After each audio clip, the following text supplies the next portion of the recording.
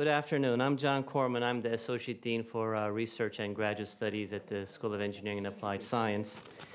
I greeted some of you earlier, but most of you are joining us now. I'm happy to take this chance to welcome all of you to SEAS and to our magnificent new home we call the SEH, the Science and Engineering Hall. Our dean, I'm not the dean, our dean, David Darling, normally would be here to welcome you, but unfortunately he came down with a severe case of the flu and just could not make it, so he sends his regrets, and I'd like to welcome you on behalf of him as well. So this is our 9th R&D showcase, but this is our first large-scale event that we're holding in our new home. We just moved in here early January. So it's been designed, just for this sort of thing where we do research, teaching, and we'd like to welcome our outside guests and experts to join us and teach us new things, and hopefully you'll learn a few new things being here at the SEH. We have, talk about a large building, of course it takes so much to fill it in. And for those of you who are familiar, we've been hiring a fairly large number of faculty, at least for our scale, last couple of years. In the past 6 years, we've hired 44 new faculty. On the student side, our undergraduate enrollment has increased by 34%. Our graduate enrollment has increased by 37%. Speaking of growth, our R&D showcase is also on a path of growth. This is our 9th one, as I mentioned. Just to give you a scale, yesterday we had our student poster competition, and we had close to 140 participants. These are mostly graduate students and many undergraduate students, all participating in our research projects. And the largest number we had before this was last year, where it was 80. So that gives you a sort of a scale of what we're doing. Of course, this whole thing would not have been possible without the generous help and of our sponsors. We have a record sponsorship this year. So I'd like to thank our sponsors, and starting with our platinum sponsor, Leidos. So I'd like to appreciate the help of Leidos, and we're very thankful. I'd like to also thank LGS Innovations, Capital Construction Associates, ISIS, Dr. Sassan and Mrs. Ghazal Kimyavi, Dovel Technologies, Wraith Nanofabrication, and Open Concepts. So please join me in giving them a round of applause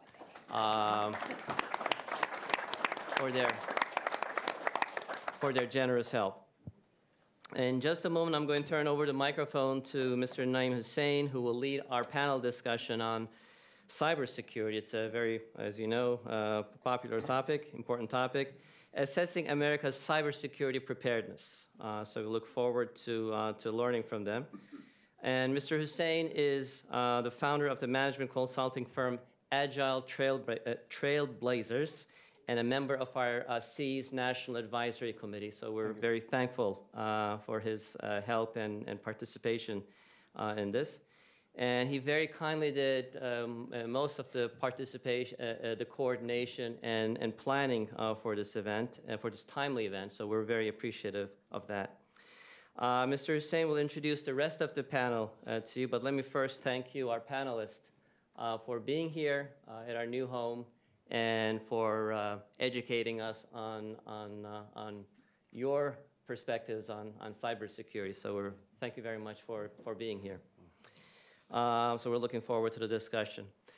Just as a bit of logistics, after this, this panel will last for 1 hour. After this, we will have our student poster presenters. They will be right next door. And at 5 o'clock, we'll have our keynote speaker as well as our award presentation for our student winners. So thank you very much, and look forward to a discussion. Thank you very much. So good afternoon, everyone, and thank you for joining us here for this important panel discussion, assessing America's cybersecurity preparedness. My name is Naeem Hussain. I'm the founder of Agile Trailblazers and a proud GW alum, as well as I serve on the SEAS National Advisory Council. I'm honored today to serve as the moderator for this event with 4 of our country's most important stakeholders of Information and Cybersecurity. And so on my left here, we have Ms. Rupangi Kadakia, Web Services Executive of NASA. We have Anil Katarki, Chief Information Security Officer of HP Enterprise Services. Stephanie von Friedberg, CIO and VP of Information and Technology Solutions at the World Bank Group. And finally, Mr. Robert Zitz, Senior Vice President and Chief Systems Architect at Leidos. So thank you very much again, gentlemen and ladies, for joining us today. So I would like to begin this with having each of the panelists begin with some opening remarks. So Rob, why don't we begin with you? Okay, thank you, and thanks to school. I'd like to really open by letting the students know in the room here that we need you. We desperately need your help in both public and private sector regarding cybersecurity. When you think about cybersecurity, some people would call it a team sport. It's really a whole of nation approach. It's got to be a robust blending of academia, government, and industry to be able to defeat the threat. The threat is significant. This isn't just about denial of service or not getting to your email. This is about and includes attacks against our critical infrastructure, which could be catastrophic. So thanks for having us today. Looking forward to the discussion. Thank you very much. Stephanie, you want to go next? Thank you very much, and welcome everyone. I'm glad I could be here today. I have actually, like you, been looking at universities to figure out where do we find the best talent in areas like cybersecurity. Hiring good staff who can stay with us over the long haul has been a challenge for us as an organization, so opportunities like this it's great for us to actually find talented students. And I would also say that for me, cybersecurity is important in everything that we do. And my own view is that it can be detrimental to the world, but if we get it right, if we get the technology right and we get the security right, we can actually make the world a better place, which is really what the World Bank is all about. How do we do development better? And we can't do development better if we are under attack from nation states or rogue actors who are after our information. So it's an important piece of what we do. Thank you. Thank you. Thank you again, Anil Katarki. Really, honored to be here. I'm also a graduate of the School of Engineering and Applied Sciences. So again, I couldn't agree more with my colleagues here, right? We definitely need people who can work in the field of cybersecurity. There is a real lack of talent. There is, a real need for, new graduates, who can come out, can help us win this battle, I would say, if I can call it that. And these are, critical times. When you look at IT, there is, what we call the new style of IT, right? So these are real disruptors at this time. Everybody hears about cloud, everybody hears about mobility, virtualization. We all want to, go through this transformation. We want to embark on this journey. But the question is, how do we get there securely, right? And so as clearly the benefits are there, businesses can't afford to ignore that anymore. We have to embark on this journey. Now the question is, how do we do it securely? And so hopefully over the next hour or so, we'll talk about the challenges and how we're going to overcome those. Great. Rupangi? Thank you. I would say the most important thing is no matter what, for the students especially, no matter what field you go into, you're going to run into, if you understand cybersecurity, you will be a differentiator. You will be competitive. You will, no matter what profession you decide, whether it's mechanical engineering to medical science or device manufacturing, it will not matter. Cybersecurity is going to be part of whatever you decide to do with your careers. And the second point is really about the fact that it's an amazing, amazing career opportunity. Even if you want to go into cybersecurity itself, it's great because how many other careers you have a challenge every other minute. So it's a fun career experience. Great. Thank you. So just for the audience, I want to set the tone here in terms of how we're going to go about this. We have solicited questions and we're going to actually incorporate those questions into this discussion that we're going to have. And we've got a plenty laundry list of questions out here today. So I don't know if we can actually get through all of them. We'll make sure that we get through most of them at least. So my first question here is, Rob, I'm going to direct this towards you. So what does cybersecurity entail? Help us understand what are the parameters that are there, and also how would you classify or categorize the cybersecurity threats? Okay, well, first start with what do we mean by cybersecurity? Oftentimes people talk about it in terms of information assurance, information security. Really, what we're talking about is the information that we use today, and frankly, all of our society and all of our work and health and everything is based now on the information flow through the internet, that the ability to have the networks, the systems, and the data that you're using, no matter what domain you're involved in, what part of business or public sector you're involved in, those networks that allow you to connect people who do work with the systems and with the data must be protected, must be guarded.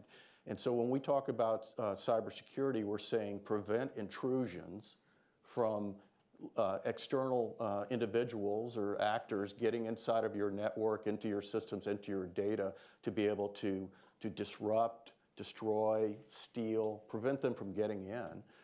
And now more and more you hear people talking about the insider threat. So ensuring that the people who've been granted access to your systems, to your network, to your data, that they're doing the right thing with it, that they're guarding it and protecting it and handling it in a right way. So when we think of cybersecurity, we think of both the insider piece and the external piece. Great. And so, Anil, from your vantage point, when you look at the events that occurred in 2014, and as you project out and look at 2015, where are the major cybersecurity threats coming from, or where is this going for us? So good question. So 2014, I would think, was a major defining year for us, right, in cybersecurity. The one event that really stands out in my mind was the Sony hack. And the reason, it was, I think, significant is, in the past, when we've seen, attacks or, companies being breached, it's always, how can I monetize this? How can I, benefit from this, right? But this was the first time, we saw a company being attacked, to the core. And really, it was all about, we had a dictator in a foreign country trying to impose some type of censorship on, what the citizens in this country, can do, which was, significant. That's not how we do here, right? We can't let other countries dictate what we do. Freedom of speech, freedom of liberty. That's really important. The other piece was, I think it was the first time America actually publicly laid blame on a foreign country and said, this is the country that's behind this attack. We've never seen that happen. So that was, I think, significant. It also highlighted, how powerful our adversaries are, when it comes to cyber capabilities. 2015, again, the year started out with a bang. You see Anthem breach. All of a sudden we have all these, PII data for, millions of subscribers being exposed. And the trend continues. And we're going to see more and more of these type of attacks. Some will be to obviously, monetize and benefit from this, but in some cases it's really, there is political agendas being driven, or you have what we call, APTs, advanced persistent threats from, nation states, which I think we'll continue to see more of those. So lots of these bad actors are probably putting a lot of emphasis and resources behind these security breaches and threats as well. So anyone wants to add something to it?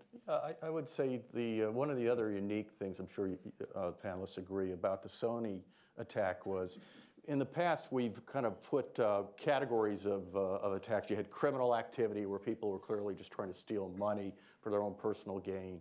You had others who were perhaps terrorists wanting to do something like get into the critical infrastructure to be able to disrupt it and cause mayhem or even death. You had state actors who were doing it for various reasons that surrounded state versus state issues. This was the conjunction of all three, the intersection of all three. Remember, this was also spilled over then into a physical threat, where we were told, oh, by the way, if you go to the movie theaters, we will attack you and kill you at the theater, if you recall. So this was really an unusual intersection of all of the bad acting that we have seen in cyber. Right. So over the years, the information security threat as well as cybersecurity threat has significantly evolved, as we know, right, over the decades. And perhaps the conversation that actually now occurs in boardrooms and executive management teams are different. So if, Stephanie, you could elaborate a little bit about how those conversations look like from your vantage point. It's changed a lot. So I have to say, when I took this job 5 years ago, I had a couple friends say, you must be crazy. CIOs lose their job over security breaches. You're not going to have your job for more than 18 months. That's the average life of a CIO. Since that time, I think, the Snowden leaks sort of started it. All the Target, the Home Depot attacks certainly helped public awareness. And I think Sony was, at least for our institution, one of those final straws where we said, it's a relatively simple hack, but it's a nation state. And we now know that those kinds of things can happen. So I think that awareness has brought the management in many organizations, as well as the board, asking the question now, okay, not we're going to assume we're safe, but how do we keep ourselves safe? And how do we create a risk frame that we can afford? So there's an acceptability curve, and where is that acceptability curve company by company, and how much does that cost? And I still get the question, how much do you need to spend to keep us safe? And I think our answer has always been, there isn't an answer to that question. How much risk are you willing to tolerate? And so the nature of the conversation is shifting, in my view, in a very positive way, with people understanding this is going to happen, and what's our posture once it happens? And what do we spend to protect ourselves and our reputation on the downside? So Rupangi, you have actually been a Chief Information Security Officer prior in your career, and now you have moved on to a different role. So do you view executive management conversations and other leadership conversations any differently? I absolutely do. So part of what I have been noticing is it's also making sure, and I think you alluded to this, you have to make sure that you can actually talk the language of your executive management, whether it is from a mission perspective, like at NASA. Do I talk about IT to the Human Exploration Directorate administrator, or do I really talk to them about the risk, the business risk or the mission risk, and how we can help mitigate that? So the conversation's changing, and if you change the conversation to a point where it now is part of that business risk direction that they want to take, then they will take you seriously. Because what you don't want to do is you don't want them to think that it's just about IT at that point. It's really about their business or their mission. Right, which is a very interesting topic, because a lot of us do not take our security, cybersecurity and our personal information security very seriously. Even in organizations, we are constantly looking at our IT organizations, right? And specifically, the security component of our IT organizations to actually protect us. So how do you suggest organizations go about building this whole concept of security is everyone's business? Well, that's a very good question. So if you think about it, in a lot of folks in organizations, they look at security awareness training. I mean, even in my own organization, you do an annual security awareness training, and you check the box, and that is done. But is that really is that effective? Does that make you more secure? I have a couple of ideas. So some of the things that I have seen work in many different organizations I have worked in is having security be part of your performance. So whether or not you are somebody in the IT field, whether you are an analyst, whether you are the CEO, have that as part of the performance. It doesn't mean you're going to get fired, but that is part of your bonus packages. It's part of how you make decisions, or how decisions are made about your performance. Another thing is really try to target your message, because the only time people change behavior, and that's really where you're looking at when you want to make things everybody's business, is you have to make sure that there's motivation on people wanting to change that behavior. Right. So you have to target those folks. Right. Any other ideas? Well, I would add to that. I think that's exactly right. I would add that you've got to inculcate in people from day one and every day that this is about the business. Now, the business of making money, if you're out in the private sector, the bottom line is impacted. There's a fiduciary responsibility. You lose money, you lose branding, you lose, and guess what? Then you lose your job because of market share declines. People have to understand in the business, in the line aspect of the business, that this is about making money or losing money. It's not just the IT department. And I spent most of my adult life in government, in the intelligence community, in Homeland Security. It's about the mission. Will the mission succeed or not? I mean, you have to feel it. You have to taste it and understand as a mission owner, as an analyst, as an operator, that the thing that you're trying to accomplish may well not happen, may go horribly wrong. Lives may be on the line in many of these missions, and it may go wrong because you didn't take the steps necessary to protect the network, the data, the information. It's real, and they've got to feel it, they've got to taste it, they've got to experience it. Right, and Stephanie, from your perspective, you have to deal with this at and actually, I know both of you, right, have this large global organization that you have to run. How do these motivations differ from one country to another? I don't think that the motivations necessarily differ from one country to another, but I think it has somewhat to do with what Rapungi said. And I think actually my CISO's here, and one of the things we did 3 years ago was to say, listen, we put a lot of speed bumps, we put a lot of cones in the road, we're slowing them down, but we're not having impact. So what's another way to look at this? And we actually went back and looked at all of our information and created different categories of information. And now our cybersecurity strategy is really around how do you keep those crown jewels safe? How do you just unsecure and stop spending money on the stuff that's publicly available anyway? And that's, I think, started to shift. But the corresponding piece to that is helping our staff, wherever they are in the world, understand that this piece of information is confidential. So you can't use Dropbox, right? This piece of information is public. Put it in Dropbox. And that kind of educational over and over and over again about what is their responsibility to the information, what kind of information is it, how's it being categorized. I think that's one of our biggest challenges. Right. To me, I mean, when I look at cybersecurity, it's like a boxing match, right? I mean, it just never stops. It goes on, and the beating never stops. So the rounds never end. Hammered, constantly. So the way we've looked at this is, how do we shrink the attack surface, right?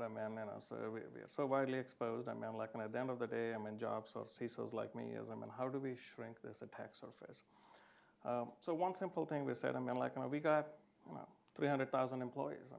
How do we turn all of them into our first line of defense, right? So I'm a firm believer. Yes, everybody's budgets are shrinking. The dollars are, scarce. But every dollar we spend on some type of security awareness and training, is really money well spent, right? And you got all these technologies, but let's go back and look at all these hacks. If you look at the hacks are all going back to some simple basic things. Somebody clicked on an email link. Somebody shared a password, right? Somebody, was naive enough to, be a subject of social engineering or, some type of hack. So it all comes down to, how aware your users are. So how do you make people aware of that in these organizations? Well, just like, once we have programs in place, we go through the usual security awareness and training. We form communities of interest, within the company. We also try to make the trainings that we provide relevant to the users, right? Let's say there is the holiday season.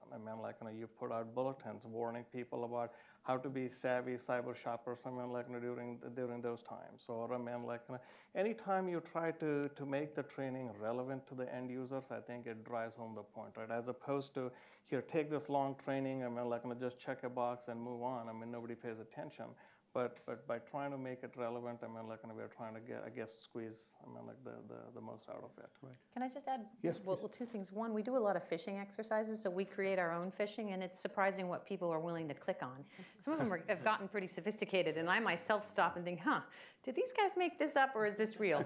So it helps, right, because it's ever present in your mind. But I think one of the interesting things that the bank did recently, because we have the same issue with attack surfaces. So we have 186 country offices. We had a Lotus Notes environment with servers in every single country office. And as we looked at it, we said, the easier way to do this is to lift ourselves into the cloud. Let's go with a modern email system that we understand that someone else is managing us. We know where the data centers are. We know where our email is. And we can pull all of those servers out of our country offices. And so while people are afraid of the cloud, for us, it was a way to solve a problem that made us more secure than we were in the past. So I think you have to be creative about how you apply technology in thinking about your security posture. Great. Let me just pile on and say it's also helping people understand security is security, whether or not it's physical or virtual. And so you think about it at your home. Do you just leave all your windows open and your doors unlocked? Because, hey, something might happen, maybe it won't. Do you take the electrical outlets off and so the wires are exposed and at night just try to plug something? No, you don't do that because you're conditioned to understand that there's something about physical security that's important. It's tangible, right? Yeah. Yes, and so this is the same thing, and helping people understand it's the same thing. So over the past few years, it just seems that cyber criminals seem to always have the upper hand, and they're always ahead of us, and we seem to be in this defensive game most of the time. Are there any new defensive technologies, or how are we going to change this posture, that we find ourselves in? I'll start out and say that a moment ago we were talking about what I would call hygiene, the basic hygiene, and that would be don't have your password be password, right? I mean, it's simple things like that. But those basic building blocks are so critical. They're the foundation, and we have to continually educate about that. The second thing, and I use the word continually, the second is to move from aperiodic, whether it's training or review of the data, the networks for intrusions, to continuous. And so you will hear now both private and public sector, DHS, for example, talking about continuous diagnostic and mitigation. And the reason it's continuous is if an adversary gets inside of your network, we've found historically that on average, it's months that they're inside of your databases. Imagine the damage that is being done, data that's exfiltrated, disruptions that occur. You don't want to have months go by before you find out. You want to have nanoseconds go by before you find out that the intrusion. So moving to a continuous diagnostic and mitigation is a second level. Then I would just quickly add that a next level is to get beyond signatures. So we often today rely on a signature of a past attack, much like when we have an inoculation for a virus, it's based on somebody's already been sick. We already saw the virus, we have a signature of it, we build an antidote. The problem is if it mutates at all in biology or in cybersecurity, if it's at all different, you don't catch it. And so signatures are important, they're useful, but they're not the end all. So to get beyond that is the next level. And I think a lot of firms and the government are experimenting with ways to try to find new approaches to stop the attack before it starts. Yeah, and I think it has to do with blending different kinds of science together. So I think the next wave, at least for us, is going to be behavioral. So what are we seeing inside of our network that's different than we've seen before? So, every day Stephanie comes to work, she turns her computer on and she does X. Well, she didn't do X today, she did Z, Y. And that's going to take a lot of behavioral science that IT people don't necessarily have or know, but I think mirroring those kinds of sciences together is going to have to happen so that we actually know these guys have been in my network for a nanosecond, not for 2 or 3 months. And I think you're going to see a lot more of that kind of technology coming at us pretty fast. Absolutely. I mean, to just add to, what Stephanie said, right? There is no dearth of data. we have gazillion, sensors deployed. We collect all types of information. I think, in our typical SOC, we see at least 10 million events come through, every day, just in public sector. Right? Question is, what do you do with this data? How quickly can you distill? How quickly can you identify, any type of anomalies, right? So where I see cybersecurity trending next is applying, big data analytics, right? So there's all this data. How do we crunch this information? How do we provide, the right information to the right people at the right time, right? Situational awareness is going to be the key. So as we go into the next couple of years, I really see big data, playing a huge part here and trying to give us that information, in nanoseconds. I think the average, that I've seen in the industry is, they say when you are breached, before you discover that you're breached, it's 272 days. That's not acceptable, right? That's a year. These guys are in there doing whatever they have to do, exfiltrating data. So how do we narrow that window? So talking about data, Rupang, you have an incredible job to actually deal with data from multiple sources for many, many years, right? So how do you go about securing all these multiple feeds? I think we've talked a little bit about that, where you have to really understand what your data is worth. So I look at it from a 3-step perspective. So you have data. You have to know what your data is. But then you have to really look at, okay, what are you going to do with that data? And that's really your information. That's your information management part. And that's a very different way of looking at what security controls you need. Because information is going to be a very different way of than understanding what your data is classified as. But then the third phase, which we're not even there yet for a lot of, it's really knowledge management. which is now what are you going to do with that data, and how will that make an impact on your mission?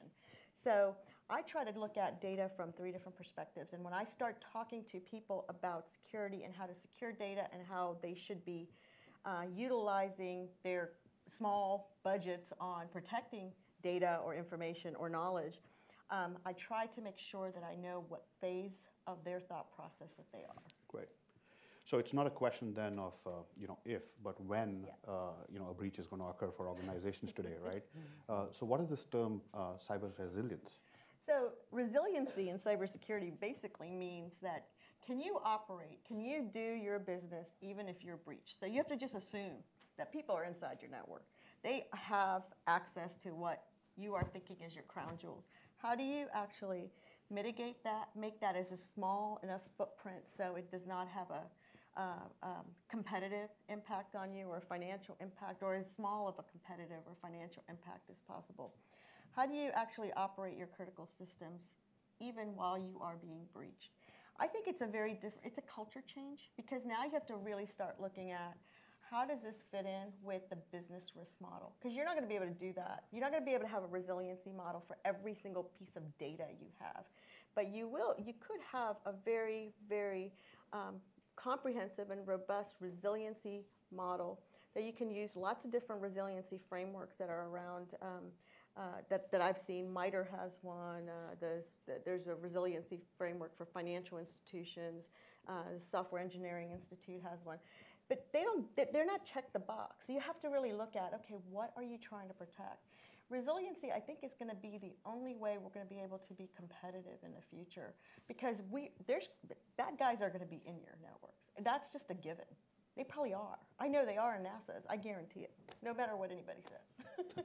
Anyone wants to add something to it? Another aspect of resiliency is here we are in the School of Engineering.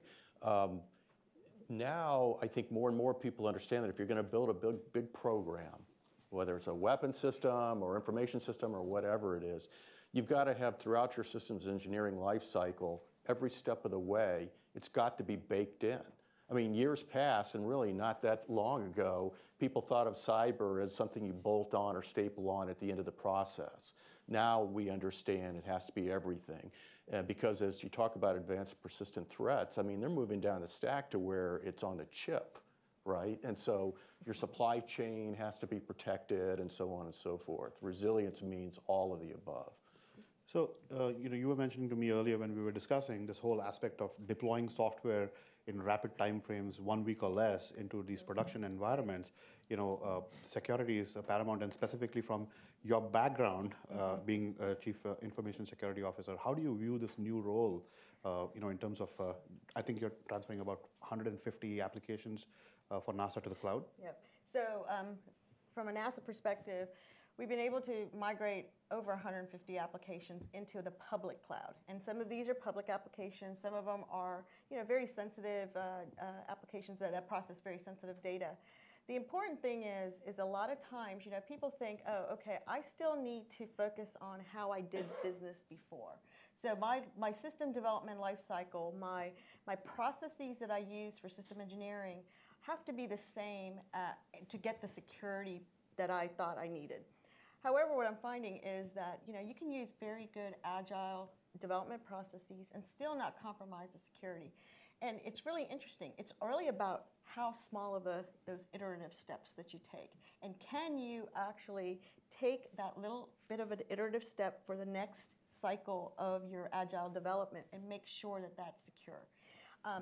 We have been really working hard to figure out how do you integrate some of those processes so that your entire system does not have an impact, does not lower its security posture. At the same time, what this gives is it gives the stakeholder, gives the developers, and it also gives the budget folks the right information at the right time, because now I can really quantify how much I'm spending on security in very small chunks and say, I am still securing this, but I'm using that agile development process, which I think is going to be the only way to go forward.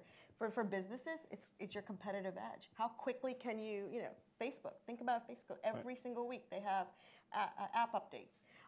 You have to be in that mode. You have to make sure that the security processes are built into that very quick agile development process. Other thoughts? Well, our firm, I think, is known for agile development, particularly in DoD and the intelligence community. And I would tell you, it's not just software, and I know you understand that. It's a mindset. Right. And so the idea is that you're iterating continuously with your client, your customer, understanding how their circumstances are changing, their threat is changing, and you're able to continually update and change the path you're moving on depending on the circumstances. And obviously our adversaries, the folks who are launching these cyber attacks, they're agile. They're very agile. Very nimble. And we have got to be faster and smarter and better than them if we have a hope that this boxing match is going to end in the way we want it to end. So how has your leadership style for all of you panelists changed over the years as the threats have evolved? What's the message back to your teams, to your direct reports, and so forth? I can go first. I think what Stephanie was saying earlier, right?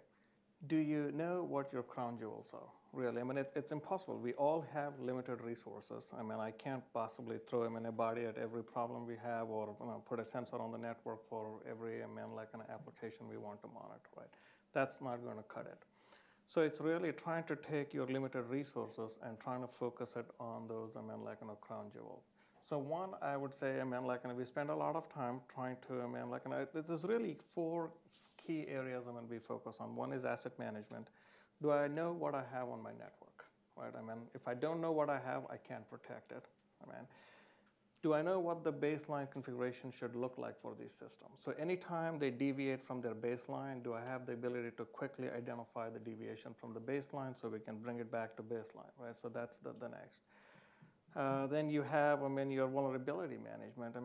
How often do you scan these systems? How often do you patch these systems? One of the easy things for the bad guys to do is, go after these weak, vulnerable systems, right?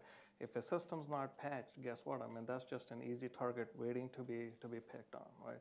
So what methods do you have to identify, where those vulnerabilities on your network? How quickly can you go out and remediate those? Do you have programs in place that help you manage this consistently? Right? It can't be a heroic effort. One time I go out and do this, and then I sit back and think everything is good. Right? Can you do this consistently? Can you do this in a repeatable manner? So that's another area we focus on. So it's just simple hygiene. Robert was saying. Great. So we're going to switch a little bit more and get into some policy discussion over here. So the recent cyber attacks on Sony really is a game changer. And together with the stuff that actually happened with Target and Home Depot and the federal government, President Obama has now proposed a cyber threat intelligence integration center. What's your opinion on this new agency? Is this something that's going to help us in the future? Well, having worked in DHS, the part of DHS that did cybersecurity, and I oversaw that for a few years, I know that there's some confusion now about whether or not that new cell that's being stood up under the Director of National Intelligence is in some way going to be conflict with or overlap or be duplication of effort with what DHS is doing. And having had a foot in both camps, I can tell you, no, that's not going to be the case. That what this is about is, from my understanding, there's classified information and sensitive information that the intelligence community has immediate and continuous access to. Department of Homeland Security's NCIC, which is the Cyber and Communications Integration Center, it does have some access to intelligence, but by and large, it's designed to work directly with the rest of U.S. government and with the private sector, particularly the private sector, where 85% of the critical infrastructure resides. What this is about is having the intelligence synthesized inside of the intelligence community, and then that information being provided to DHS's NCIC, and therefore to the rest of the private sector that they're working with. I see this as an input to the NCIC, not as a duplication of the NCIC, NCIC being DHS's center. I think the jury is still out, right? So the initiative was just announced. What it is it's just an agency that's going to fuse all this information, whether it's from the NSA, whether it's from the FBI or DHS, and try to synthesize this information and provide it back to the user community so we can take corrective measures. So now the question becomes, I mean, are each of these agencies individually able to, I mean, like, coordinate this type of, I mean, like, threat data and distribute it back so we can take some actions? Or does it need a separate agency to really coordinate all of this? Right. And I think it's modeled after the national counterterrorism thing that we have. So in my opinion, it's too early. Again, the jury is out. I mean, in due course, we will figure out whether this model works or it's just another layer of bureaucracy. So any kind of communication that has to happen, whether it's within the agencies or with multiple countries, other countries that we have to actually collaborate with, is all based on trust, right? And so, any thoughts on where the world is going with cybersecurity and trust building across nations? Anyone want to take that question? Well, in my view, the horrific acts that we see in the physical world that has galvanized the world recently with some of the barbarism that we've seen, it galvanizes people and makes them realize we've got to work to a common goal. I think in the virtual world, it's becoming more and more clear to people that this is not about loss of even finances, that this is about physical destruction that can occur. And I think that we already have built collaborative ventures with our allies, but I think you're going to see much more of that as the attacks persist and as damage is done and as physical damage results. I mean, people have heard in the news recently about the possibility of intrusions into our electrical power grid, but I'm not sure that a lot of folks really understand what that means. And I'm not sure a lot of people understand yet that food, water, power, transportation, and yes, finances all depend on your systems running and running properly. And if they're not running properly, a lot of bad things can ensue. Right, and we talked about, in our earlier discussions about like almost a collapse of the society when these fundamental services are not available, causing some real destruction like we've seen with Sandy and Katrina and so forth. But we have a long way to go. I mean, so in this one, the glass is more half empty from my perspective. I mean, you work in an international organization. It's easier for you to share information with Citibank in the U.S. than it is for you to call your subsidiary in Germany and try to share, a cyber threat that you see. I mean, the legislative landscape is such a mess for countries to share information across and private corporations to share information across. We are a long way from being able to coordinate and work together. Way further than we are from a physical perspective, and we're struggling with that in some of these countries. I mean, it's a very, challenging thing to do, right? So as a company, for example, HP is a global company. So part of, if you look at the new defense acquisition regulations or, the new executive order, and it requires companies like HP to disclose, if there is a breach, right? If we have a breach on our corporate systems, we're supposed to disclose that. The question starts to become now, if I disclose information to the U.S. government, how will my, European Union, country governments, view it? What about, our partners in Asia Pacific? Will they want to continue to do business with HP if we are disclosing information on breaches to the U.S. government? So but at the same time, we have an obligation to do so.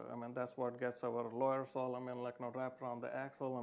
The debates go on and on. How can we disclose? What can we share? There are even talks about, do we really need to start carving out HP's back office IT system specifically for, the Americas or the U.S. just to meet these mandates. So it's a very complicated, issue. An optimistic, be a glass half full on this would be. And here we are again, and this is science and engineering in this building. And there are ways that we can use, innovative ways, to automate processes so we can strip off personally identifiable information, or PII, so that a firm can share information with other firms and with the government without that customer, that consumer, that client's information being caught up in that. We can do that. Software can do that. We need the bright minds that are here to help with that. And then the other thing is the information sharing. Trust means that if I give you something, you give me something back. We do that so many times, we realize, hey, we didn't hurt each other. Well, that can also be automated. In fact, one of the things we're hoping to see a lot more of now is an automated process where threat information is automatically shared between government and industry. And this is now the threat, not the PII data. Right. Because if I'm in the private sector and I hear the government saying, hey, I'm the government, I'm here to help, and they take stuff from me, but never seem to give me actionable information back in return, Right. that's a problem. It's got to be two-way street. So lots of new technologies coming on the horizon. All of you are involved with moving stuff over to the cloud, into those virtual environments, new applications coming in every day, lots of open source code out there. How do you deal with managing those sorts of applications and the threats that come together with them, especially if the code is not being even developed here in the US? So from an open source perspective, I actually find that transparency is a very key piece for better security. Part of the problem is just because you have code that a company built that's proprietary does not necessarily make it more secure. Right.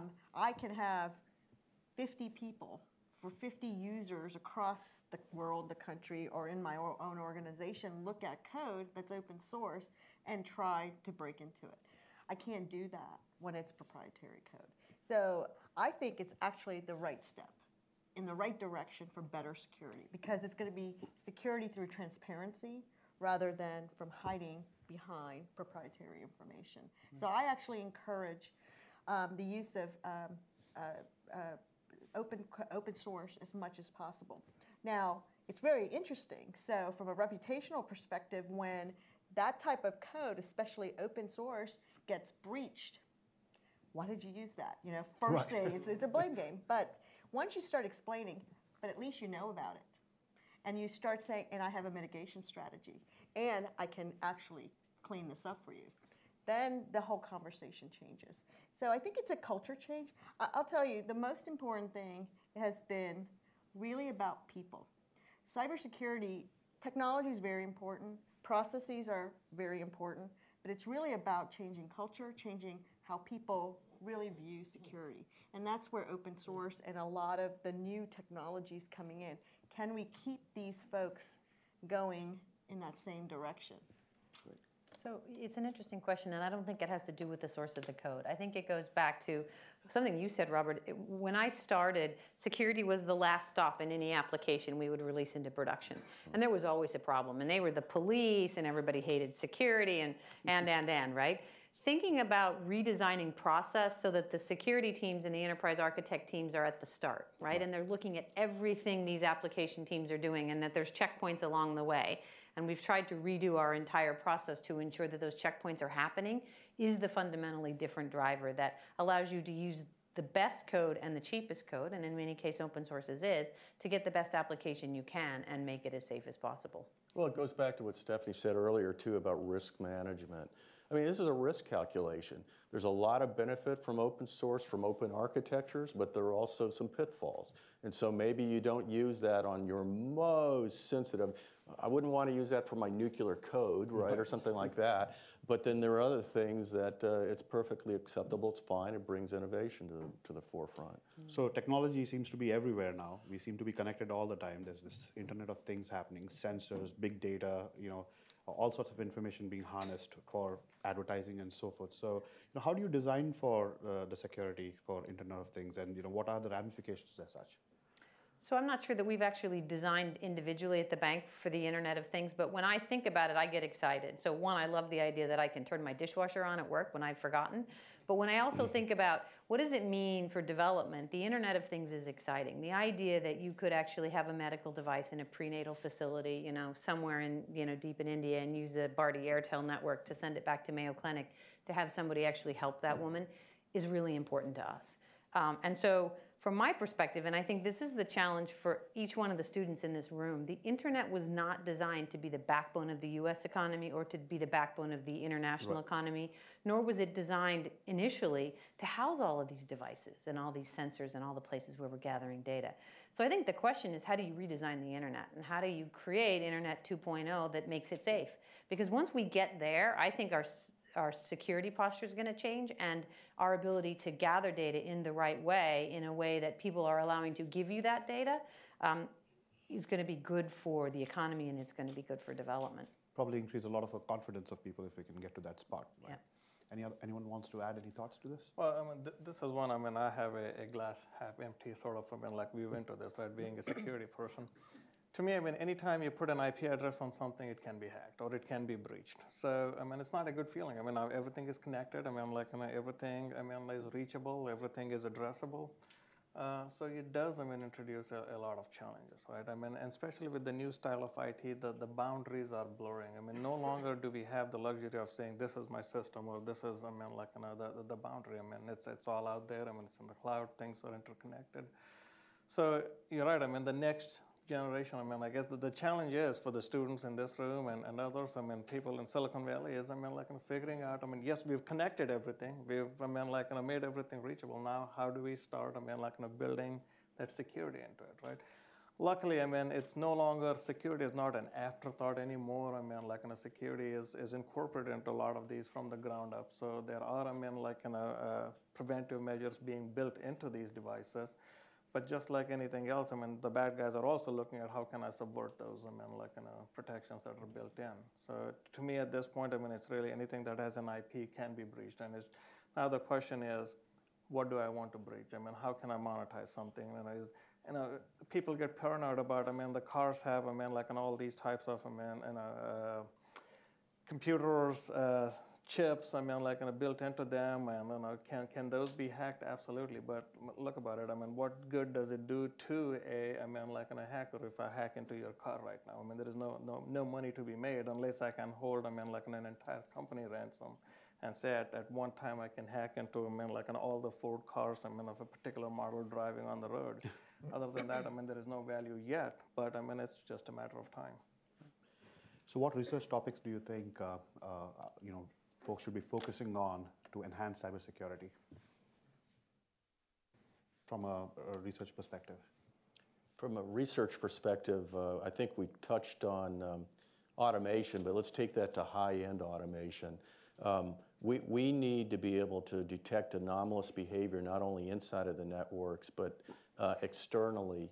And then that gets into, when you're talking about open source, there's another use of that terminology, open source, and that is to be able to look at what's going on in the real world in terms of just openly available information. Because one of the things, I was federal law enforcement for a short period of time, and one of the things I learned was that bad actors just can't help but talk to each other.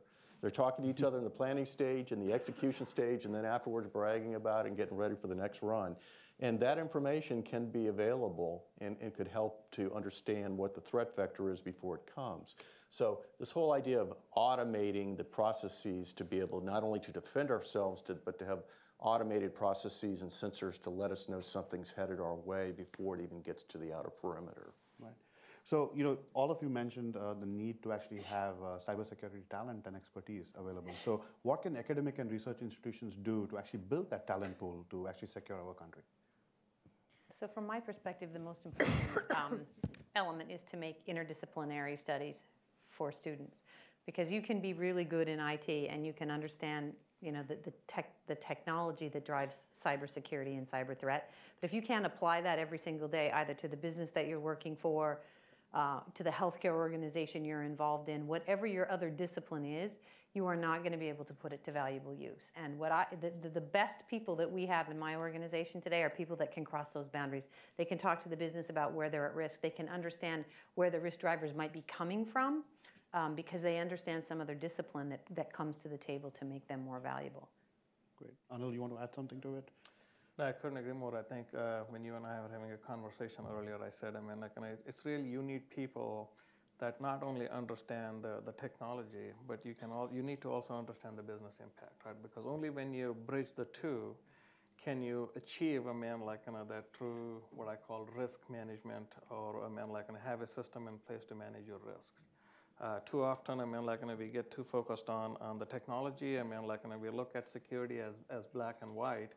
And I think that's a mistake we make, because I could make something the most secure thing, but if I can't accomplish, from a business standpoint, what the business is trying to achieve, as a mission, then what good is it to me, right? So unless we start looking at security as a business enabler, and so I think the new people who come into cybersecurity, the students who are trying to enter into cybersecurity, I really want you to look at it as how do you make security a business enabler? I mean, it's not just about, hacking into something or stopping the bad guys, which is all important.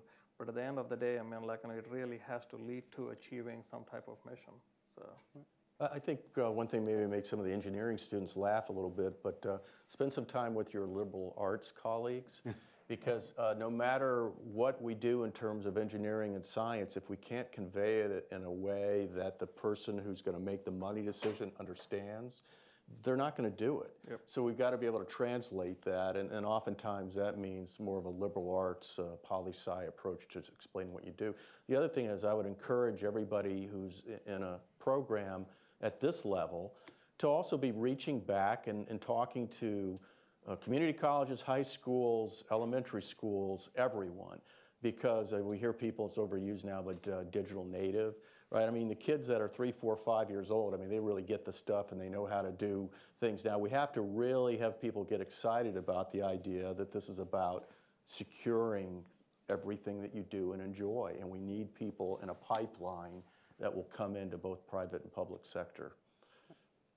So we are here at the tail end of our discussion, and so my last question to all of you panelists is, what message and advice do you have for students in the audience who are going to be instrumental in actually building the next generation security, hopefully taking us to more of an offensive posture, right, instead of the defensive one?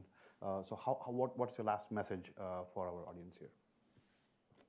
Well, from my perspective, I think that, no matter whether you think the glass is half empty or half full, the important thing is cybersecurity is something you're going to hear about in no matter what profession you go into.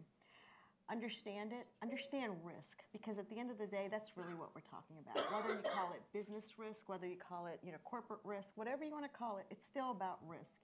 Understand risk management, and understand that for you to be very competitive, to be at the top of whoever else you're competing with, that if you understand that risk, whether you're working for government or a nonprofit where it's all about reputational risk, or you're working for a corporation where it's really about financial risk, it won't matter. You will be able to speak the language, and you'll be able to give good advice to make that company or that organization more competitive and more reputational, for lack of a better word. Thanks. My advice is, just keep it simple, right? It's easy to get carried away with the buzzwords. Especially in my job, everybody wants to come in and talk about the latest and the greatest technology, or what are the risks with this? Big data, virtualization, mobility. They throw all these buzzwords, right? But at the end of the day, how many breaches or incidents are there where really some of this high-end technology was compromised, right? It's always about some user clicking on that email link, or some user using a very simple password like password, or privileged credentials being shared. So let's not just always get carried away by the hype. I would say, it's about having good security hygiene, user awareness. If something doesn't look right, it probably isn't right?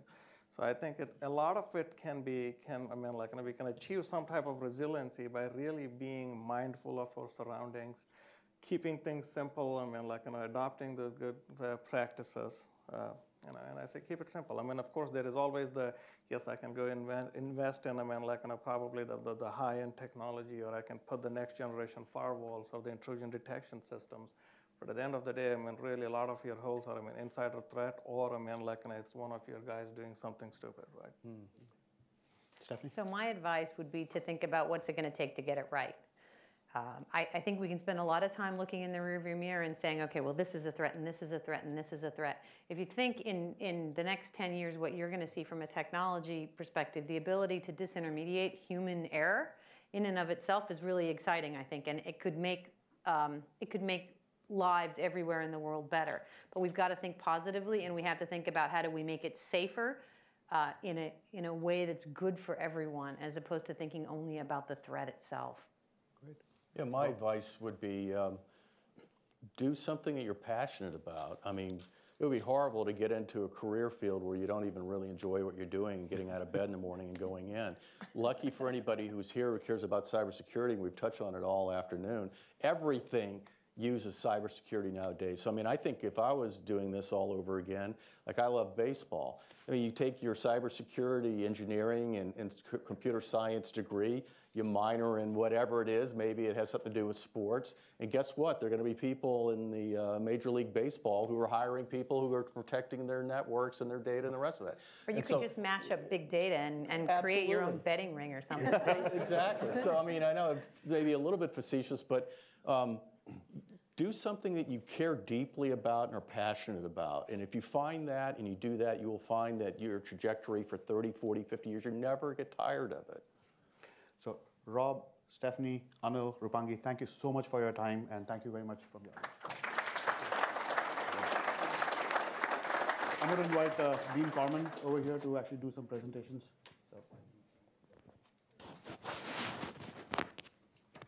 I hope everyone enjoyed and learned from our panel. I certainly did. To conclude the panel, again, I'd like to thank all of the panelists and especially our moderator, Mr. Naeem Hussain. So let's give them a round of applause. We have some small presents, so we'd like to present those to you. So if you can be a little patient, and we'll go through that.